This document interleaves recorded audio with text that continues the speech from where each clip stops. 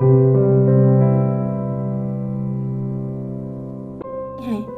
जो जन्म से पहले की है। जब भील आदिवासी कबीले के मुखिया आज के घर की बेटी पैदा हुई थी, उसका एक नाम श्रमना और दूसरा नाम शबरी रखा गया। शबरी की माँ इंदुमती उसे खूब प्यार करती थी। बचपन से ही शबरी पशु पक्षियों की भाषा समझकर उनसे बातें करती और जब शबरी की माँ उसे देखती तो कुछ समझ नहीं पाती थी। कुछ समय बाद एक पंडित ने शबरी से परिवार को बताया कि वो आगे चलकर सन्यासी बन सकती है। इस बात का पता चलते ही शबरी के पिता ने उसका रिश्ता तय कर दिया। जैसे ही शादी का दिन नजदीक आया, शबरी के घर वाले ने खूब सारी बकरियां और अन्य जानवर घर के पाल लाकर बांध दिए। एक दिन शबरी का माँ जब उसके बाल बना रही थी तो उसने माँ से पूछा, इतने सारे जानवर हमारे घर क्यों लाए गए? माँ ने जवाब दिया, बेटी तुम्हारा विवाह होने वाला है, इसलिए हम लोगों ने इनका इंतजाम बलि के लिए किया है। तुम्हारी शादी के दिन ही बलि प्रथा होगी और फिर इनसे स्वादिष्ट भोजन बनाकर सबको परोसा जाएगा। यह सब सुनकर शबरी दुखी हो गई। काफी देर तक शबरी ने उस जानवरों को आजाद करने के बारे में सोचा। सोचते सोचते शबरी के मन में हुआ कि अगर ये जानवर यहाँ नहीं होंगे तो इनकी बलि रुक सकती है। ऐसा नहीं हुआ तो मेरे घर से कहीं चले जाने पर ही यह बलि रुकेगी। जब मैं ही नहीं रहूंगी तब न विवाह होगा और न बलि होगी। इससे मासूम जानवर बच जाएंगे। इसी सोच के साथ जानवरों को रखी गई और जगह पर शबरी पहुंची। उसने सोचा कि उन्हें खोल देती हूँ, लेकिन वो ऐसा नहीं कर पाई। उसके बाद शबरी जंगल की तरफ भागने लगी। भागते भागते शबरी ऋषि मुनि पर्वत पर पहुंच गई। वहाँ कबीरदास 1000 ऋषि रहा करते थे। शबरी को लगा कि वो भी इसी जंगल में किसी तरह ऋषि मुनियों की सेवा करके अपना जीवन जी लेगी। वो चुपचाप उसी जंगल में एक हिस्से में किसी तरह से रहने लगी। शबरी रोजाना ऋषि मुनियों की झोपड़ी के आगे झाड़ू लगाती और हवन के लिए लकड़ियां भी लाकर देती। ऋषि मुनियों को समझ नहीं आ रहा था कि जंगल के उनके काम अपने आप कैसे हो रहे हैं। एक दिन शबरी को किसी ऋषि ने देख लिया। उसे देखते ही उसका परिचय पूछा। जैसे ही शबरी ने बताया कि वो भील आदिवासी परिवार से संबंध रखती है तो उसे ऋषियों ने खूब डांटा।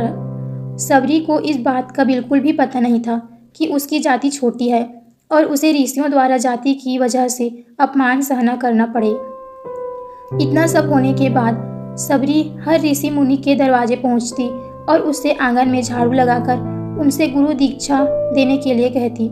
हर कोई शबरी को उसकी जाति की वजह से अपने आश्रम से भगा देता था। ऐसा होते होते काफी समय बीत गया। उसके बाद शबरी मतंग ऋषि की कुटिया में पहुंची। वहां पहुंचकर मतंग ऋषि वो शबरी से बताया कि वो उसके गुरु दीक्षा लेना चाहती है। उन्होंने खुशी खुशी उसे अपने गुरुकुल में रहने दिया और भगवान से जुड़ा ज्ञान देते रहे। शबरी ने भी अपने गुरु मतंग ऋषि की सेवा करने में कोई कसर नहीं छोड़ी। वो गुरुकुल के भी सारे काम करती। शबरी के खुश होकर मतंग ऋषि ने उसे बेटी बना लिया। समय के साथ मतंग ऋषि का शरीर बूढ़ा हो गया। उन्होंने एक दिन शबरी को अपने पास बुलाया और कहा, बेटी, मैं अपना देह त्यागना चाह रहा हूँ। बहुत साल हो गए हैं इस शरीर में रहते रहते। शबरी ने दुखी मन से कहा, आपके ही सहारे मैं इस जंगल में रह पाई हूँ। आप ही चले जाएंगे तो मैं जीकर क्या करूँगी? आप अपने संग मुझे भी ले जाइए, मैं भी देह त्याग दूंगी। मतंग ऋषि ने जवाब दिया, बेटी, तुम्हें चिंता करने की कोई ज़रूरत नहीं है। राम तुम्हारी चिंता करेगा और ध्यान भी रखेंगे। शबरी ने राम नाम का सुनने के बाद पूछा, वो कौन है और उन्हें मैं किस तरह से ढूंढूंगी? मतंग ऋषि ने बताया, राम कोई और नहीं, भगवान है। वो तुम्हें सारे अच्छे कर्मों का फल देंगे। तुम्हें उन्हें ढूंढने की कोई ज़रूरत नहीं है।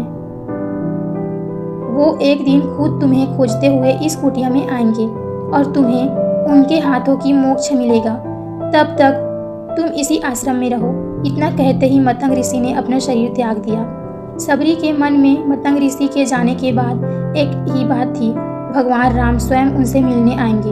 वो रोज भगवान राम से मिलने के लिए बाग से अच्छे अच्छे फूल लाकर पूरा आश्रम सजाती और भगवान के बेर तोड़कर लाती। भगवान के लिए बेर चुनते हुए शबरी उन्हें चख लेती ताकि भगवान वो सिर्फ मीठा बेर ही दे। रोजाना शबरी इसी तरह भगवान के दर्शन की आस में फूल और बेर इकट्ठा करती रहती थी। इसी तरह इंतजार में कई साल बीत गए। सबरी का शरीर एकदम वृद्ध हो गया। एक दिन आश्रम के पास में एक तालाब में सबरी पानी लेने के लिए गई थी। तभी पास में एक ऋषि ने उसे अछूत कहते हुए वहां से भागने के लिए कहा और एक पत्थर मार दिया। वो पत्थर जब सबरी को लगा तो उसे चोट लगी और खून बहने लगा। बहते हुए खून की एक बूंद उसी तालाब में पानी में गिर गया। तभी पूरा तालाब का पानी खून में बदल गया। ये सब होता देखकर ऋषि ने सबरी को ही डांटा और कहा कि पापीन, तुम्हारी वजह से पूरा पानी खराब हो गया। रोज ऋषि उस पानी को साफ करने के लिए अपनी कई तरह की विधाओं का इस्तेमाल करते। कई सारे जतन करने के बाद भी कुछ नहीं हुआ। फिर उन्होंने गंगा जैसी कई पवित्र नदियों का जल भी उस तालाब में डाला। फिर भी तालाब का पानी साफ नहीं हो पाया और वो खून जैसा ही रहा। कई सालों तक तालाब की पानी को साफ करने की कोशिश के बाद भी कुछ काम नहीं आया तो ऋषि ने थक कर सब कुछ छोड़ दिया। इस घटना के कई सालों के बाद भगवान राम अपनी पत्नी सीता के हरण के बाद उन्हें ढूंढते हुए उसी तालाब में पहुंचे। ऋषि मुनियों ने उन्हें पहचान लिया। भगवान को वहां देखकर ऋषियों ने तालाब का पानी साफ करने के लिए भगवान को अपने पैर उसमें डालने के लिए कहा, लेकिन पानी जैसा का तैसा ही था। ऋषि मुनियों ने भगवान से भी कई अन्य जतन करवाए, लेकिन वो पानी जस का तस खून जैसा ही रहा। तब भगवान ने ऋषियों से पानी में रक्त के बदलने की कहानी पूछी। तब ऋषि ने सबरी को पत्थर मारने वाली सारी बात बता दी। उसके बाद कहा कि वो महिला की अपवित्र है, छोटी जाति की है, इसलिए ये सब हुआ है। उसी वक्त भगवान राम ने कहा, ये सब आप लोगों के खराब वचनों से हुआ है। सबरी को इस तरह से शब्द बोलकर आप लोगों ने उसे नहीं बल्कि मेरे दिल को घायल किया है। इसी घायल दिल के रक्त का प्रतीक यह तालाब का लाल पानी है। आगे भगवान राम बोले कि कहाँ है वो माई और उनसे मिलना चाहता हूँ। तब तक सबरी उसी तालाब में पास पहुँच जाती है। इस दौरान सबरी के पैर को ठोकर लगाती हुई और कुछ धूल उस तालाब में गिर जाती है। तभी सारा पानी साफ हो जाता है। भगवान सबसे कहते हैं कि देखिए, आप लोगों ने क्या कुछ नहीं किया, लेकिन पानी साफ नहीं हो पाया। अभी सिर्फ इनके पैर से थोड़ी सी धूल ही तालाब का पानी साफ कर दिया। भगवान राम ने सबरी पहचान चुकी थी। उन्हें प्रणाम करके सबरी ने कहा, भगवान आप मेरे साथ कुटिया में चलिए। भगवान की खुशी खुशी सबरी ने साथ चलते पड़े। फूलों से सबरी ने भगवान राम का स्वागत किया। वो धीरे से बेर तोड़कर भाग गई और चक चक कर उनके लिए बेल लेकर आई। उन्होंने बड़े ही प्यार से भगवान राम और उनके भाई लक्ष्मण को बेर दिए। भगवान राम ने भी उतने ही प्यार से उनका बेर खाना शुरू किया। तभी बेर देखकर मुंह बनाते हुए लक्ष्मण ने कहा, भैया ये बेर जूठे हैं, इन्हें आप कैसे खा सकते हैं? भगवान ने जवाब दिया, लक्ष्मण ये जूठे नहीं बल्कि बहुत मीठे हैं। सबरी माई हम सबके लिए ये बहुत प्यार से तोड़कर लाई है। इतना कहकर भगवान राम प्यार से उस बेर को खाने लगे। भगवान ने जाते हुए सबरी माई से कहा, आप मुझसे जो चाहे वो मांग सकती हैं। सबरी ने उन्हें कहा, मतंग ऋषि के कहने पर मैं आज तक सिर्फ आपके दर्शन करने के लिए जी रही थी। अब आप मुझे मोक्ष प्रदान दीजिए। मैं अपना शरीर आपके सामने ही त्याग दूंगी। उसी वक्त सबरी ने अपना शरीर त्याग दिया। भगवान राम ने अपने हाथों से उनका अंतिम संस्कार किया और सीता माँ की खोज में आगे बढ़ गए। इस तरह से रीति मसंग की बात सब साबित हुई और सबरी को भगवान राम की दर्शन भी हुई। तभी से भगवान राम को शबरी के राम भी कहा जाने लगा। तो इस कहानी से हमें यही सीख मिलती है कि सच्ची श्रद्धा हो तो भगवान के दर्शन जरूर होते हैं।